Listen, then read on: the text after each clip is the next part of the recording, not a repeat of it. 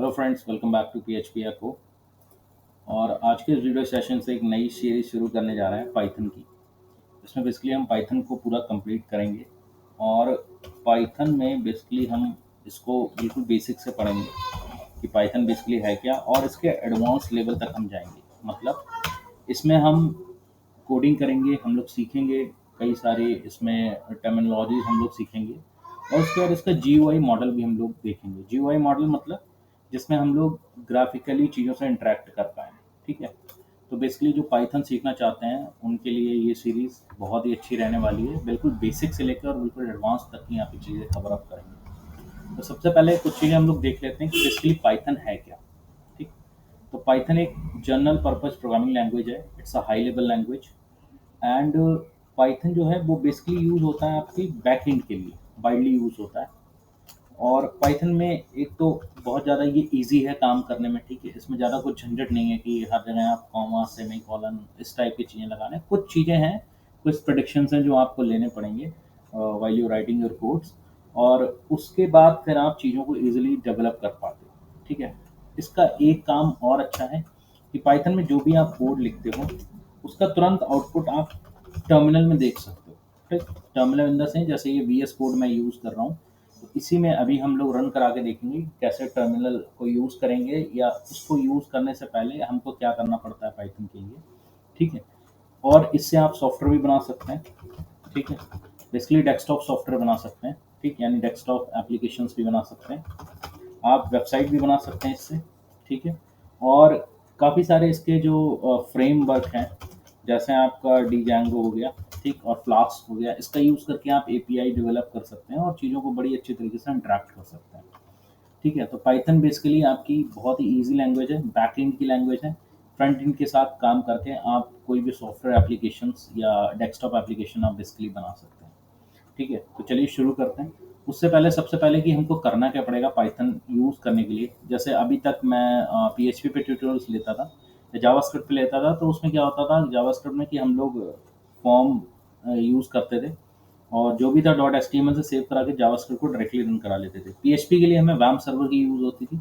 ठीक। पाइथन के लिए हम लोग क्या यूज़ करेंगे आप देखिए। पाइथन के लिए कुछ खास आपको यूज़ नहीं करना है, बस आपको क्या करना पड़ेगा, पाइथन को डाउनलोड करना पड़ेगा। ठीक। तो यहाँ पे सबसे पहले मैं लिखता हूँ पाइथन डाउनलोड। ठीक। जैसे आप पाइथन डाउनलोड लिखेंगे आपको first this is a professional website बिल्कुल आपको मिलेगी python.org। ठीक। और इस पर आप क्लिक करेंगे तो इसका जो लेटेस्ट वर्जन है आप देखें 3.13.5। ठीक। यही आपको क्या कर लेना है, डाउनलोड कर लेना है। मैंने इसको पहले से डाउनलोड किया हुआ है तो मैं इसको दोबारा डाउनलोड नहीं करूँगा।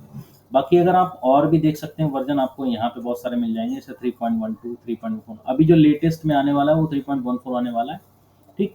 लेकिन अभी इसकी बग फिक्स, जैसे आप 0.13 इसकी बग फिक्स हो गई है, ये आप रनेबल है, आप इस पर काम कर सकते हो। ये आपका प्री रिलीज है, मतलब अभी ये आने वाला है, इसमें कुछ चीज़ें चल रही हैं। ठीक है। तो यहाँ से भी आप इनके वर्जन्स देख सकते हो, ये अलग अलग वर्जन्स है, तो आपको लेटेस्ट वाला यहाँ से डाउनलोड करना है। कोई अदर प्लेटफॉर्म यूज़ कर रहे हो एक्सपेक्टिंग विंडोज़ के अलावा, अगर कोई लिनक्स या मैक यूज़ कर रहे हो तो आप इनके थ्रू जाके आप डाउनलोड कर सकते हो। तो यहाँ से आप डायरेक्ट डाउनलोड करेंगे, आपकी पाइथन जो है वो डाउनलोड हो जाएगी। ठीक है। डाउनलोड होने के बाद आपको उसको इंस्टॉल करना है। इंस्टॉल करने में कोई भी 3-5 नहीं है। ऐसा नहीं कि आपको कोई पर्टिकुलर कोई आपको परमिशन देनी है या कुछ और करना, कुछ नहीं। जैसे सॉफ्टवेयर बेसिकली इंस्टॉल करते हैं वैसे ही आपको नेक्स्ट नेक्स्ट करके इंस्टॉल करते जाना है। ठीक है।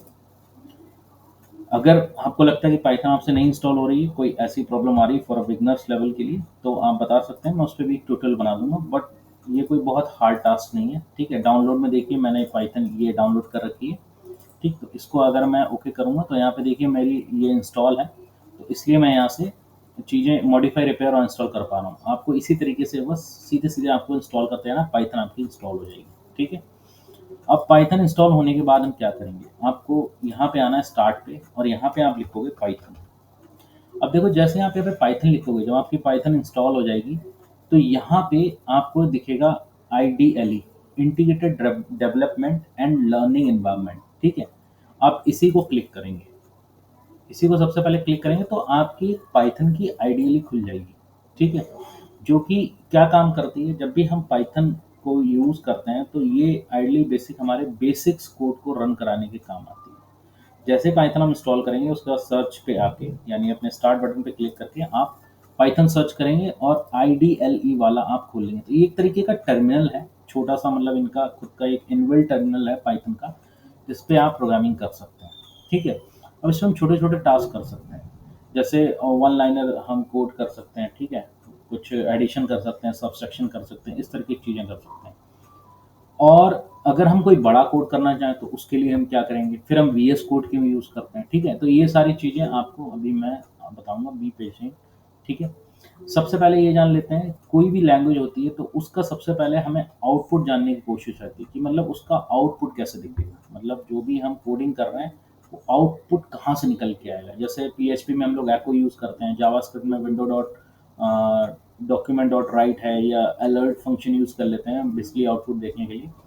तो पाइथन में हम लोग यूज़ करते हैं प्रिंट।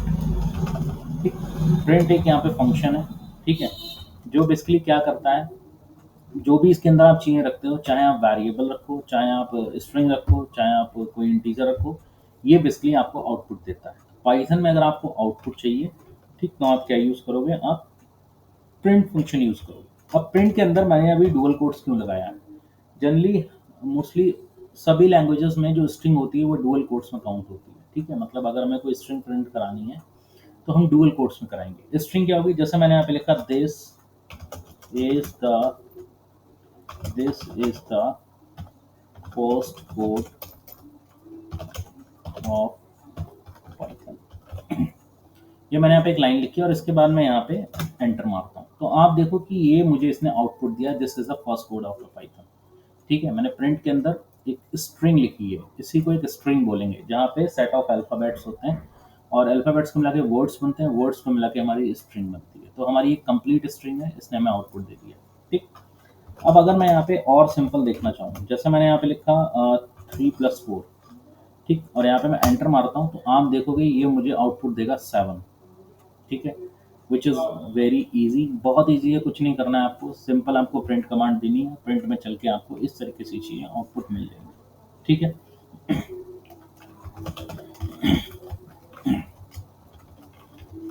क्या हम इस तरीके की चीज़ें यूज़ करते हैं, the output of addition 3 and 4 4 and 5 is comma 4+5।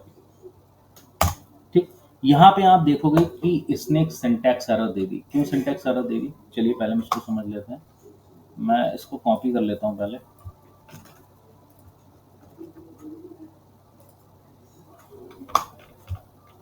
ठीक है, अभी मैं इसको रन कराता हूँ। ठीक है, तो आपने देखा यहाँ पे शुरू में इसने मुझे सिंटैक्स दिया, एरर दिया, क्यों दिया, उसमें मिस्टेक मेरी थी, ये मैंने बैकवर्ड स्लैश लगा दिया था इस वजह से। इस लाइन को प्रिंट करा के मैं आपको ये दिखाना चाहता था कि देखिए आप स्ट्रिंग के साथ साथ एक मतलब नंबर का एडिशन भी आप कर सकते हो और ये प्रॉपरली आपको आउटपुट देगा।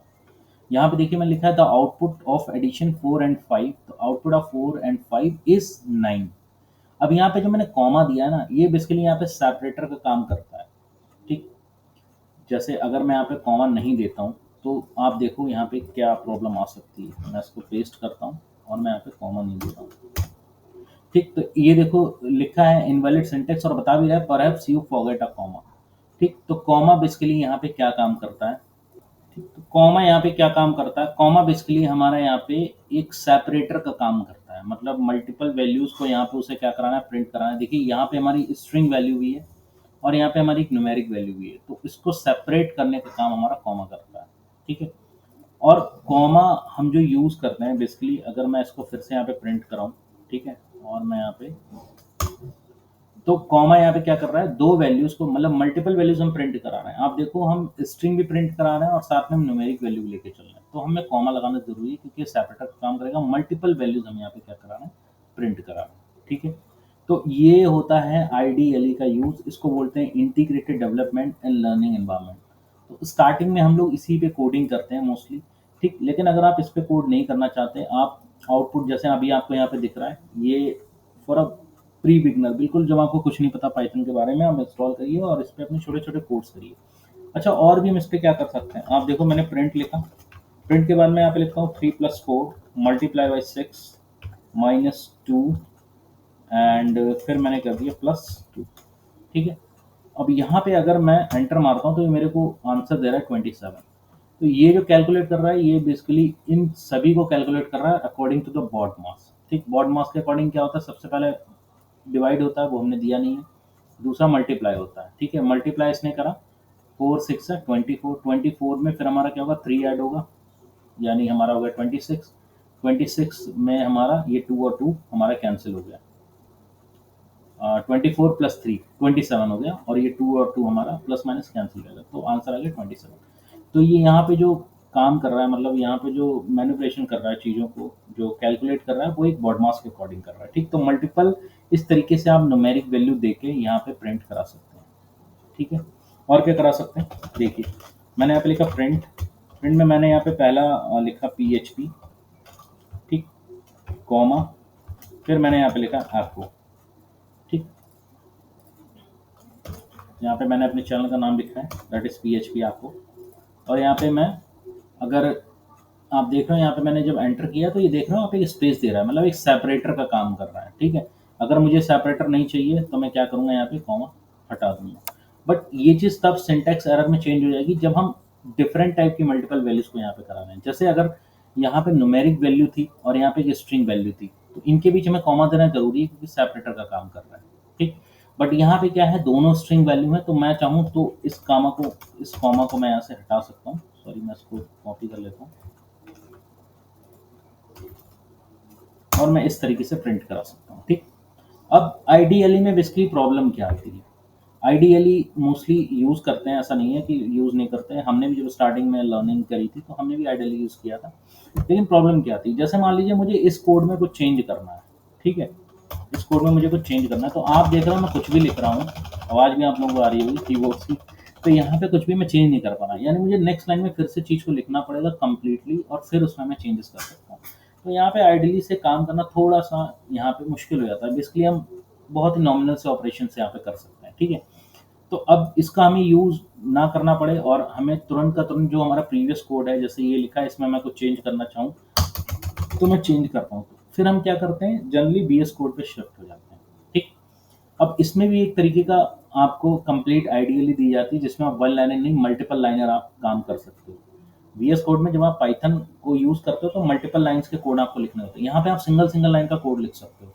बट अगर आप चाहते हो कि आईडीएल में भी हम मल्टीपल लाइन का कोड्स लिख पाएँ, तो उसके लिए आप फाइल में जाके और यहाँ पे न्यू फाइल पे क्लिक करते हो, तो उसके बाद जो ये विंडो खुलती है, ये बेसिकली आपको मल्टीपल लाइन में, ये देखिए मल्टीपल लाइन में कोड्स लिखने में हेल्प करती है। और यहीं से आप जब रन करते हैं तो बेसिकली ये क्या करती है, प्रोग्राम को रन करा देती है। ठीक है, तो हम इतनी सारी फाइल्स खोलें, उससे अच्छा है कि हम VS कोड यूज़ कर लेते हैं। ठीक, खराबी कोई नहीं है इसमें, आप यूज़ कर सकते हो अकॉर्डिंग टू योर नीड्स।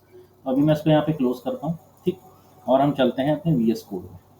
ठीक है, अब VS कोड में क्या होगा, जैसे ही आप पाइथन जो है वो ओपन करेंगे तो यहाँ पे पाइथन जैसे ही आपकी इंस्टॉल होगी, ठीक है, उसके बाद एक एक्सटेंशन आप पाइथन का यूज़ कर लीजिएगा, माइक्रोसॉफ्ट का। जैसे यहाँ पे आप सर्च करेंगे पाइथन,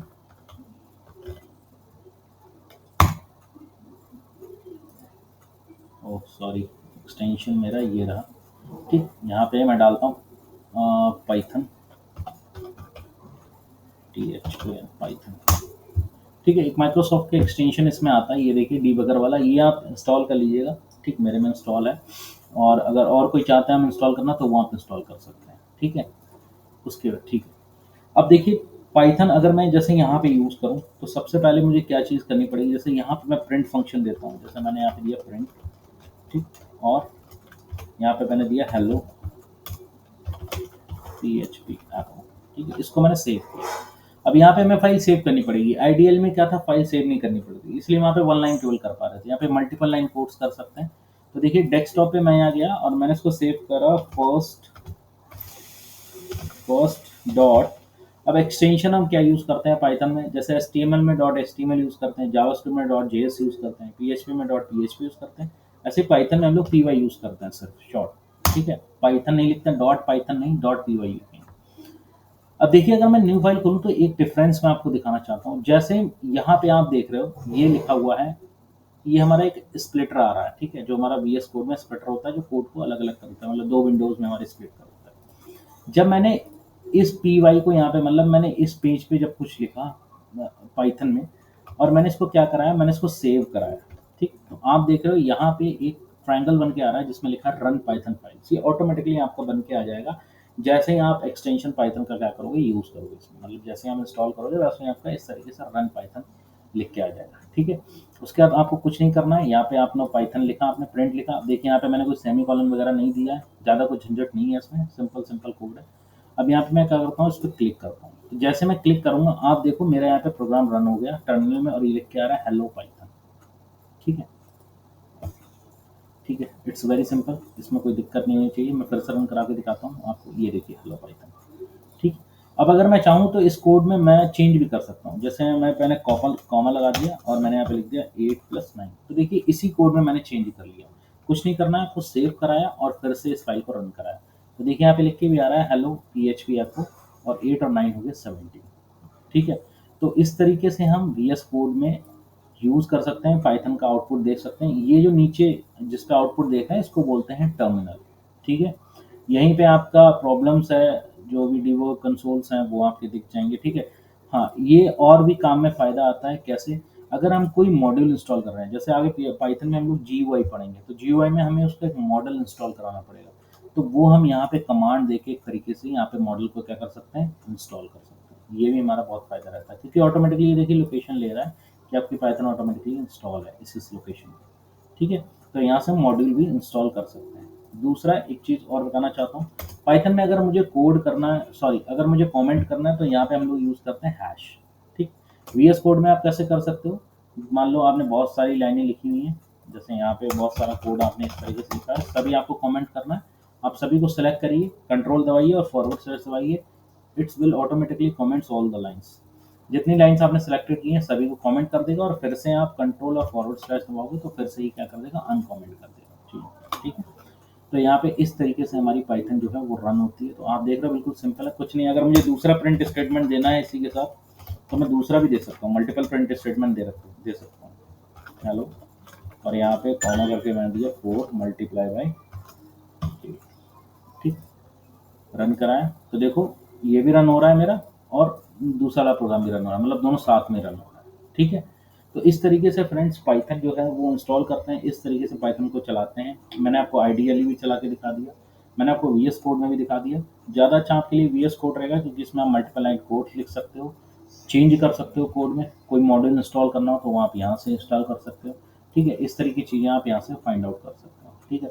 पाइथन का वर्जन आपको जानना है तो आप CMD के थ्रू भी जान सकते हो। CMD आपने यहाँ पे ओपन करा और यहाँ पे आपने सिंपल लिखा पाइथन, तो ये ऑटोमेटिकली उसका वर्जन क्या करेगा, Oops, ये क्या हो गया, आई थिंक मैं कुछ कमांड गड़बड़ कर रहा हूँ, ये पाइथन के ये ओपन कर दे रहा है, ओके, कोई बात नहीं।